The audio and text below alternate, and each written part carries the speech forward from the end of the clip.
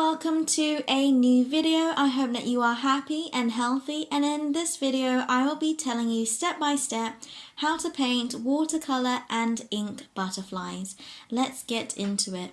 So the first butterfly I will be painting is a monarch butterfly, and this is the final painting so you know the look we are going for. So I start with a pencil sketch with a reference photo in front of me.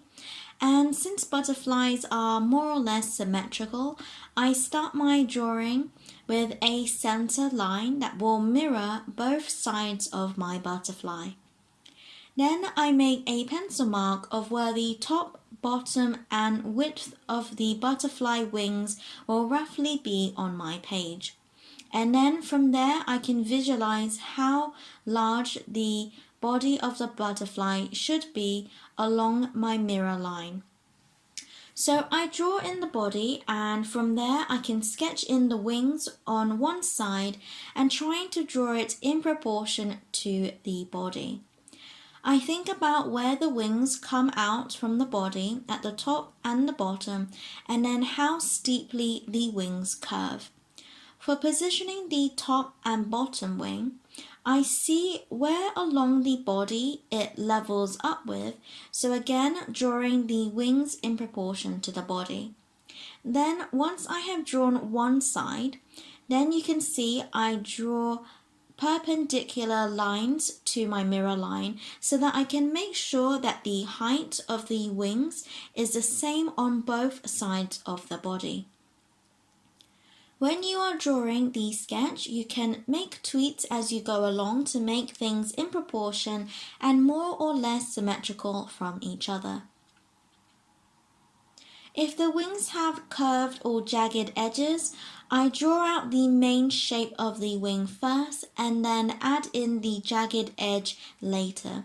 You can see that I did this for the bottom wings. Now that I have the main outline of the butterfly, I can add the patterns within the wings. I started with the bottom wing and drew out the border at the bottom of the wing. This section is going to be black with white dotted patterns, which I outline. The edge of the border is curved and comes to a pointed tip when it curves inwards. The pointed tips is where I connect the wing veins of the butterfly. For the wing veins, I start with the middle section, which is kind of like a helicopter seed shape. And then from there I can connect the other lines to the pointed parts of the black border. Once I had drawn one of the bottom wings, then I can do the same for the right side but mirrored. And then I sketch the top wings. Again, looking at my reference, I draw the outline of the black border on the outside of the wing. This time the curved section is on the bottom part of the top wing and is curved at the top but gradually gets wider as it gets to the corner of the wing. Then I drew in the wing veins and the white dotted shapes within the black border of the wing, and I repeated these steps for the other top wing. And that is the sketch done. Just quickly before I continue, don't forget to like and subscribe for weekly watercolor and drawing related videos every Saturday. I would really appreciate your support and would love for you to create along with me. And with that said, let's get back into the video.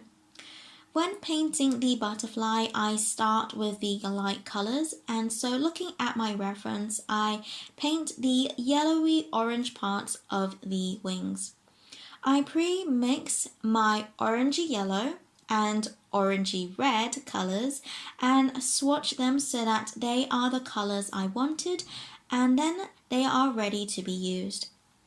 You can pre-wet the area you want to start painting with clean water, or you can go straight in with a damp brush and paint since it's a small area. As you always do with watercolor, I start with less colour, and if I want to make it more vibrant, then whilst the entire area is still wet, I dab more paint and then use my brush to gently blend. Although if the page is wet, it will naturally blend for you as well. For the bottom wings, the outer edge, so the edge furthest away from the body, is more orangey red, and then the rest is more yellow orange. And then the top wings are more orangey red with more yellow orange in between the wing veins. For some of the dotted shapes in the top corner of the wings, some of these are orangey yellow, so I painted in some of these shapes. You don't have to be neat when painting this part, as we are going to be painting the rest of the butterfly black, so it will be less noticeable where you have painted over the lines. After I painted the orange parts of the wings again, as I thought it was too light, you can do the same if it's the same case for you, or if you want to make it more vibrant, you can always paint another layer. Avoid adding too much water, as this will make your paint more diluted and so it will be more faint and might cause your paint to dry unevenly if there are puddles of water. Then you have finished painting the orange sections of the butterfly, and when you're happy with it, we can then paint the black sections of the butterfly. So I did this with black ink because I find that it is more saturated, but if you have a saturated black watercolor, then you can go ahead and use that. So for this, I am using quite a thin brush, as we need to paint around these dotted shapes because they are meant to be kept white. I also painted in the body of the butterfly black as well, but left a few highlights unpainted to show the round shape of the body and a few white dots for the top of the body as well. I also painted the wing veins in with black ink, and to get those fine strokes I use the tip of my brush, and where I want thicker lines I add just a little bit more pressure down on my brush. In between the top and bottom wings there is also a thick black border as well. If you want this to be stark black, you may need to go over the black sections again with another layer. Take your time, as this is probably the most time-consuming part of the painting, but brings it all together.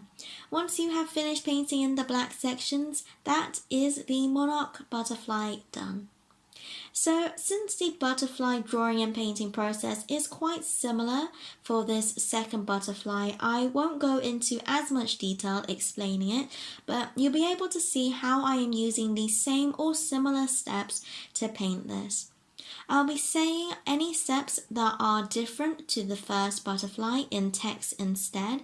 If you like this video and want to see more watercolor animal related videos, then you can check out my watercolor animal playlist. I do plan to paint a few different kinds of birds, so if you're interested in that, then don't forget to look out for those. But other than that, I hope you enjoy the rest of this video, and as always, God bless, and I'll see you later.